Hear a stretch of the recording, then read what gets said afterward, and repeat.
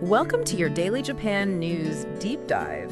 It's Monday, May 12th, and we've got a snapshot of what's making headlines across Japan right now. Yep, and our goal is really to give you a clear handle on the key stories. Exactly. Think of this as your inside track to understanding what's happening, even if you're just starting to follow things over there. We'll be looking at politics, the economy, some social trends, even a bit of entertainment news that's got people talking. Should be interesting. So where do we start? Politics. Let's do it. First up, news about Prime Minister Ishiba. It looks like there are plans to submit a pension reform bill to the Diet. Japan's parliament, right. And when are they thinking? Around mid-May, actually. He announced this just today, May 12th, during a House of Representatives Budget Committee session. Okay, the Budget Committee. That sounds important. Oh, it is, where they really scrutinize spending plans. So, yeah, a significant place to announce it. He said final talks within the ruling coalition are expected, pretty soon. And that would pave the way for the bill. But hasn't this taken a while? I feel like we've heard about potential pension reforms before. You're right. There have been reports suggesting, well, let's say some caution within the LDP, the Liberal Democratic Party. Ah, the ruling party. So internal hesitation. Seems like it. That's probably been a key reason for the delays we've seen.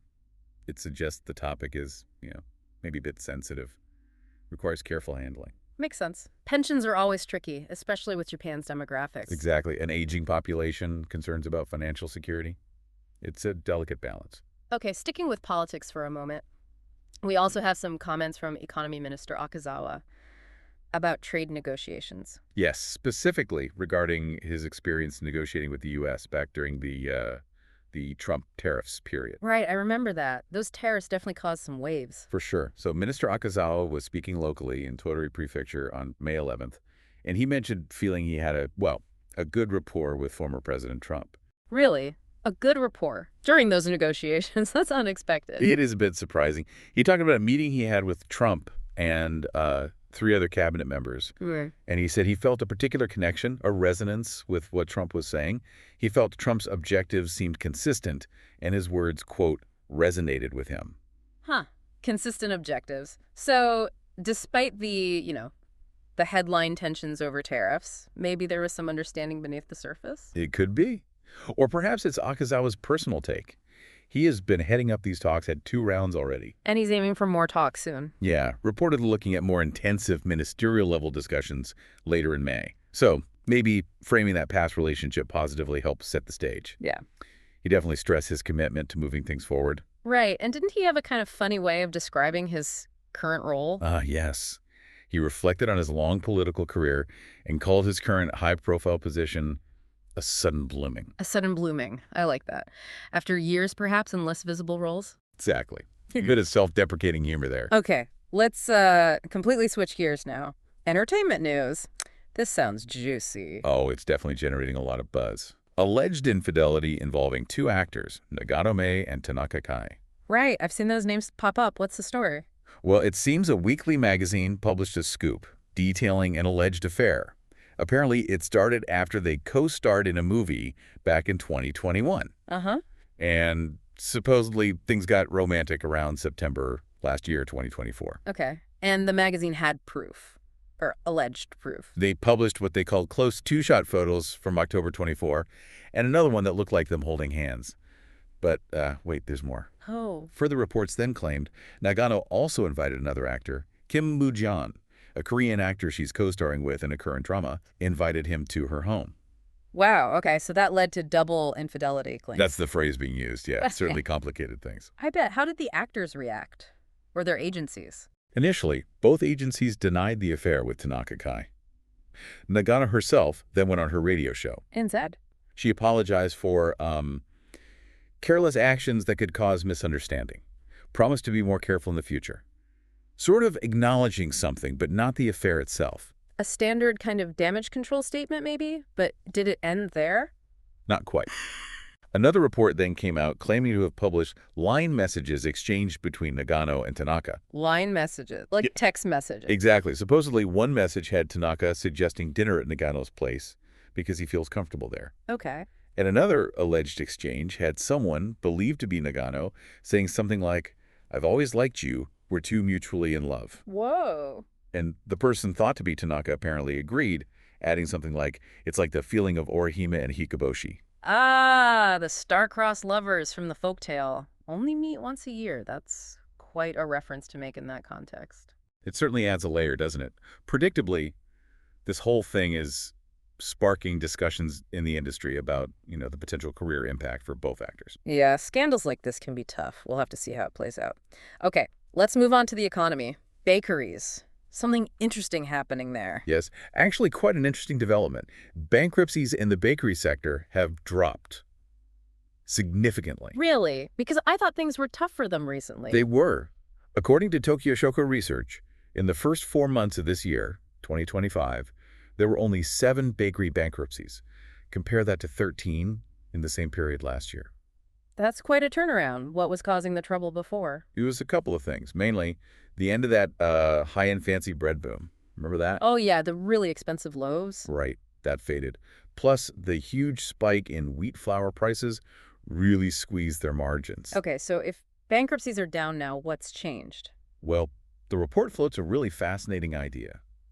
Rising rice prices. Rising rice prices are helping bakeries. How does that work? The thinking is cost comparison.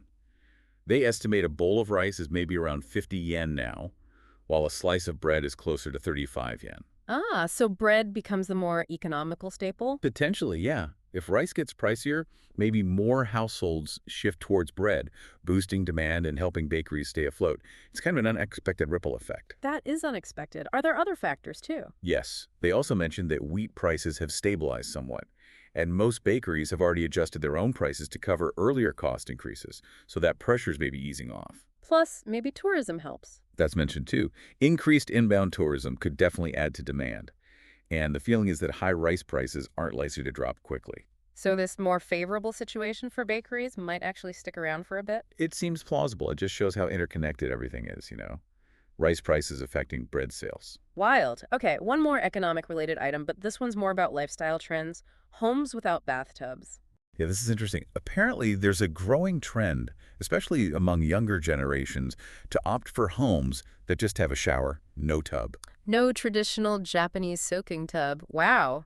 Is there data on this? There is. A survey from February this year found that 36% of people aged 20 to 69 think taking a bath is mindu. Mindu. Troublesome. A hassle. Exactly. Too much effort, basically. And that percentage is up 6 points from the year before. And it's even higher for younger folks. About 40% of those in their 20s and 30s feel that way. 40%. So why the shift? What's the hassle? Experts point to a couple of things. One is efficient use of space.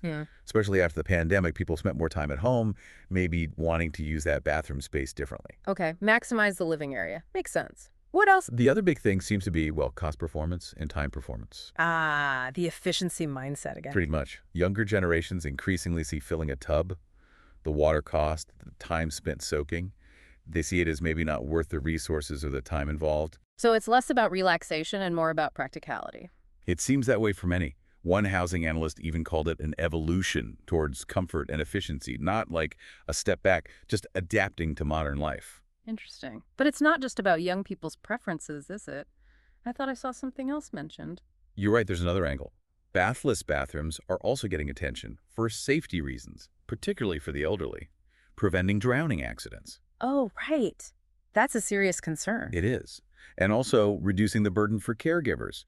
Research is even looking into standards for larger, more accessible shower rooms, specifically for caregiving situations. So a trend driven by youth efficiency finds application in elder care and safety. Fascinating. It really is. Shows how these trends can have broader implications. So there you have it. Quite a mix today. We've covered political moves on pensions and trade, that celebrity scandal getting so much attention, bakeries getting an unexpected boost from rice prices, and this shift in home design away from bathtubs. A real cross-section of what's happening. It really makes you think, doesn't it? How things like international relations, domestic costs, media buzz, and even personal habits all weave together to create the daily news landscape in Japan. What connections really stand out to you from all this? That's the question, isn't it? How do these threads connect? Maybe it points to broader shifts in priorities, efficiency, cost, maybe even changing social norms. Lots to ponder. Definitely something for you, our listeners, to think about too. Well, that's your quick dip into the daily Japan news for today.